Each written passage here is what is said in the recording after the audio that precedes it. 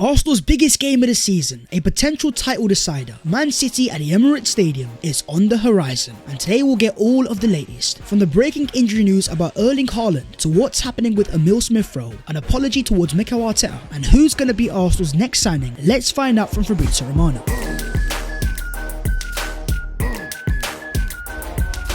Yo, what is going on, guys? My name is Baz14 and welcome back to your boys channel. A gargantuan week looms, Man City, Emirates Stadium, and so much is happening. So as per, smash a like on the video if you enjoy, subscribe to the channel if you are new, and help your boy as we are so close to 150,000 subscribers. But let's start off with Arsenal's apology. Brentford versus Arsenal was a very dramatic game. The performance was far from our best, but Brentford's equaliser has been in massive question. Christian Odegaard clearly offside, as Sam Dean says. Brentford's controversial equaliser against Arsenal was wrongly allowed to stand because of human error by VAR, who failed to draw the correct lines. Lee Mason did not examine whether Christian Odegaard was offside before crossing for Ivan Toney to score. A professional referee of years and years forgot to check the lines. It's understood that VAR operator Lee Mason instead focused on a possible offside offence a few seconds earlier involving Ethan Pinnock and Arsenal defender Gabriel Magalhaes, before failing to fully investigate Christian Odegaard's positioning. But even in terms of Ethan Pinnock, he was clearly in an offside position, clearly blocking off Gabriel Magalhaes, who was unable to go and meet the Brentford player, yet for whatever reason VAR believed that he wasn't interfering in play. But that's not even the most controversial one. The most obvious part about the goal, the assister, Christian Odegaard offside, and it's as clear as day, and a statement can confirm that its chief refereeing officer Howard Webb has contacted both Arsenal and Brighton to acknowledge and explain its significant errors in the VAR process in the respective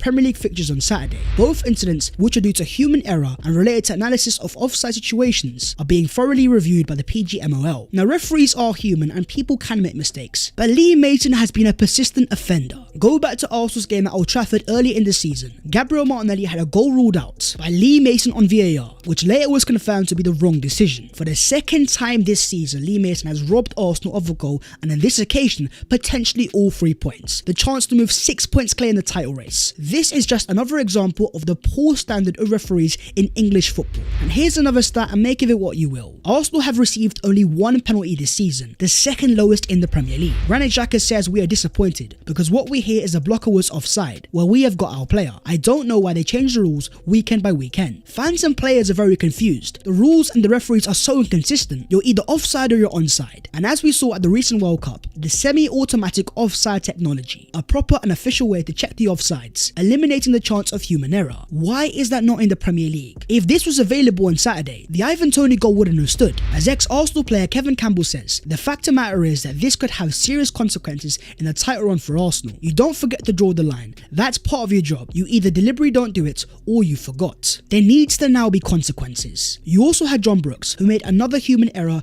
in the game for Brighton against Crystal Palace, and now it's been confirmed that the video assistant referee John Brooks has stood down from Wednesday's clash between Arsenal and Man City. Brooks will be replaced on VAR duty by David Coote, and that also means that Anthony Taylor has been appointed as the referee. You can change the referees as much as you want, but ultimately the standard is simply too low. It's been going on for way too long. The whole point of VAR was to eliminate human error, yet for whatever reason it keeps on happening. It's time to make a change. There are so many top class referees outside of England, like we've done in terms of signings. We've got the best foreign managers, the best foreign players. There are so many other top referees outside of England. In my opinion, it's time to bring those guys in, because the current standard is simply too low and it's costing teams points. Let me know your thoughts down below in the comments, and what do you think needs to happen with the referees? Moving on to the latest transfer news. The next transfer window is going to be gargantuan. Arsenal might be back in the Champions League, may be Premier League champions. Arsenal will have to level up again. The funds are going to be available, but who is Mikel Arteta going to sign? Well, let's talk about our Brazilian wonder kid, 17-year-old Vitor Roque of Atlético Paranaense, as reports in Brazil claim that Arsenal have recently made an approach to sign the 17-year-old striker. Edu Gaspar has been in touch with the player's entourage. At just 17 years of age, the hype for this guy is real. Alongside Endrick Felipe Moreira, this guy is seen as the next big thing, able to play across the front line, but mainly as a centre forward. He's got a stocky build, but has electric pace, and a very instinctive finisher. With these attributes, he's been compared to the likes of R9. And here's his overall stats radar. His defensive work rate is definitely there, but also in terms of non-penalty expected goals and XG per shot. Even at 17, he's a danger in the final third. Now, it's worth pointing out that Atlético Paranaense only signed him in April 2022, paying a fee of 25 million Brazilian real, which translates to roughly 4 million euros, a club record fee. fee. To do that for a 17-year-old just goes to show the level of his potential. With 7 goals and assists in 14 starts in the Brasileiro Serie A last season, Edu Gaspar has his connections, but this guy would be very expensive. Take for example Endrick Felipe Moreira, breaking through at 16 years of age, has recently signed for Real Madrid for 60 million euros. Vitor Roque is in the same bracket of talents, so if Arsenal want to sign him, this is going to be expensive. Moving on to Declan Rice. According to Jacob Steenberg, Declan Rice's desire to play in Champions League football means a departure from West Ham is inevitable. Although Chelsea inquired about him last summer, there are now doubts over whether they are quite as fixated on him now. Is Todd Bowley turning his attentions elsewhere? Having spent £105 million on Enzo Fernandez, do they still need Declan Rice? Because they can certainly afford him, but currently sat at 10th place in the Premier League. Unless they win the Champions League, it's looking unlikely whether they're going to be there next season. Whereas touchwood, Arsenal look like a certainty. They've made Rice the top priority, and it seems like only a matter of time before they start negotiations. Now let's talk about Barcelona's Ansu Fati. 20 years of age, the potential future of Spain. According to reports in Spain, Arsenal have inquired about the Barcelona star Ansu Fati, who is unhappy due to a lack of playing time so far this season. Arsenal have made contact with his agents regarding a potential transfer come the end of the season. Starting only 7 games out of 20 this season, Fabrizio Romano reveals, "I can confirm the English clubs have had conversations with the agents of Ansu Fati, asking for potential conditions of a deal. Clubs at Man United, Arsenal and Liverpool have been informed on the general situation, so Arsenal having conversations behind the scenes, but why Ansu Fati? At 20 years of age, the hype once upon a time was next level, breaking through in 1920 and becoming the youngest goalscorer in La Liga history at 16 years of age. Then at 17 years of age, he became the youngest goalscorer in the Spanish national team. Following the departure of Lionel Messi, Ansu Fati was given his number 10 shirt, scoring 7 goals in his debut season. He's never quite been the same player ever since injuring his left knee back in 2020, an injury which saw him miss 305 days. Since then, he's never quite been the same, and questions have been asked. Does he have the same explosiveness? At only 20 years of age, he's still got a lot of time on his hands, and if Mikel Arteta wants him, there's definitely going to be a reason behind that. But he is under contract at Barcelona until 2027. It could be a very expensive deal, so comment down below, do you want to see Arsenal sign Ansu Fati? Now let's talk about Gabriel Martinelli, only scoring 2 goals post World Cup,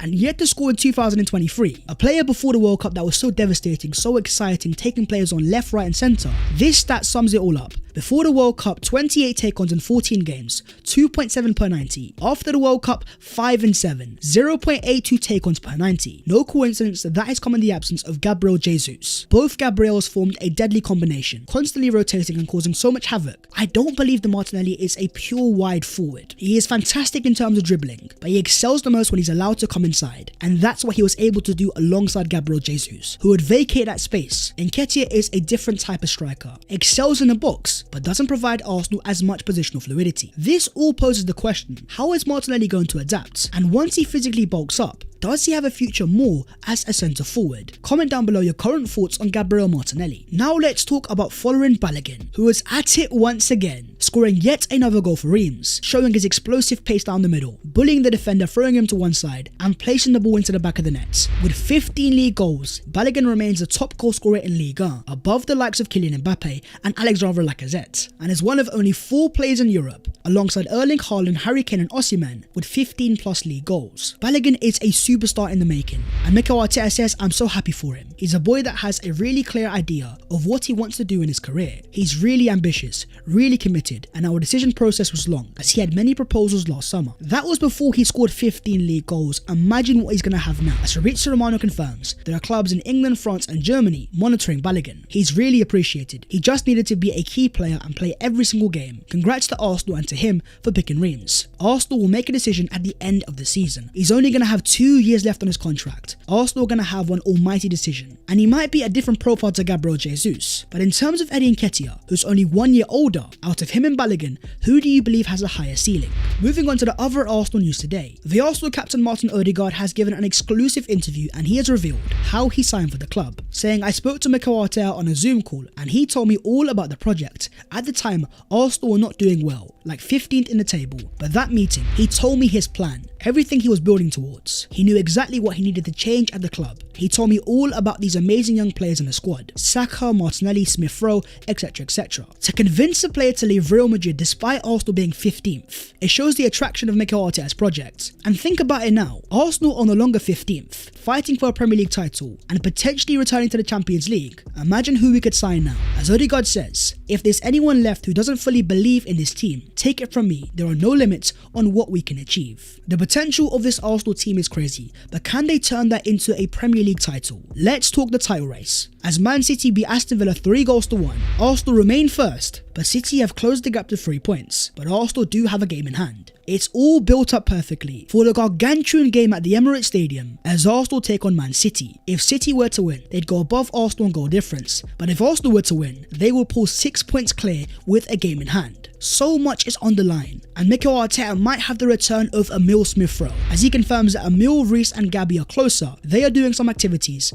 and they have been outside, and ESR has been spotted in full training. I have seen a lot of Arsenal fans question Emil Smith Rowe, and some fans even give up. The next DRB, the next Wilshere, he's injury prone. I'm willing to give Smith Rowe the benefit of the doubt. He's just come back from a massive surgery, and this stat sums it up. In 2020-21, he was available for 88% of the games. Last season, it was 92%. Players after a long-term surgery aren't going to be fully fit straight away. But ultimately, Smith Rowe was the player that back in December 2020, when Arsenal was at 15th in the table, gave the Arsenal fans a glimmer of hope and was one of our top goal scorers last season. The quality is undeniable. He's always going to have my support. But talking of injuries, let's talk Erling Haaland, who was taken off at halftime in a game against Aston Villa, and Guardiola confirms Erling has a kick and we will assess him in the next few days. If he's not ready, we'll play someone else. 25 league goals. If this robot is out of the game, it could be gargantuan. But in terms of Arsenal, who's going to start on the left hand side? Gabriel Martinelli, Leandro Trossard, but I believe Mikel Arteta is going to start Gabriel Martinelli because this game is very different to our last two. Brentford and Everton play a deep block. Man City are a far more attacking team. They will definitely give us space. And with this game being at the Emirates Stadium, I want to see us take it to Man City. And even in that recent game in the FA Cup, with many key first teamers missing, Arsenal still took it to Man City. They showed in that game that they can man-to-man press. But as the stat shows, Arsenal haven't defeated Man City in the Premier League in over 7 years. December 2015 was our last victory. Wednesday, it's time to change that. I see a lot of fans that are nervous, and rightly so, but personally I'm a little bit excited because I want to see how this Arsenal team matches up over electric Emirates Stadium with the fans roaring behind them. This team has always been questioned. Do they have the characters, the mentality, and do they have the bounce back ability of champions? Well, after dropping points in back-to-back games, if there's ever an opportunity to show the world that you are the team, this is that game. Comment down below your thoughts